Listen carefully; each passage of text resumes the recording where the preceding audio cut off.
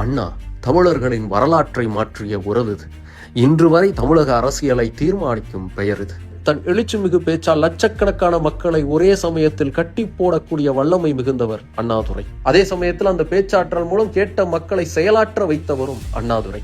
சுயமரியாதை, சமத்துவம், சமூக சீர்திருத்தம் என்பதை தத்துவ ரீதியாக முன்வைத்தவர் தந்தை பெரியார். ஆனால் அதை அரசியல் அதிகாரம் தான் முழுமையாக உறுதி செய்யும் என்பதை நிரூபித்தவர் அண்ணா அவர்கள். அவர் தேர்தலில் வெற்றி பெற்று முதலமைச்சரான பின்புதான் தமிழ்நாட்டில் பல சமூக சீர்திருத்தங்கள் சட்ட ரீதியாக உறுதி செய்யப்பட்டது. அவ்வளவு ஏன், மெட்ராஸ் பிரசிடென்சிக்கு தமிழ்நாடு என்று பெயர் வைப்பதற்கான கோரிக்கையை முழுமையாக நிறைவேற்றியவரும் அண்ணாதுரை அவர்கள்தான். தமிழர்களின் பெருமையையும் தமிழின் தொன்மையையும் உலக அளவில் கொண்டு போய் சேர்த்தவர் அண்ணா அவர்கள். அவர் காலத்திலையும் சரி, அவர்களுடைய காலத்துக்கு பின்பும் சரி, அவருடைய தம்பிகளின் ஆளுமைதான் தமிழ்நாட்டில் ரொம்ப அதிகமாக இருந்துச்சு.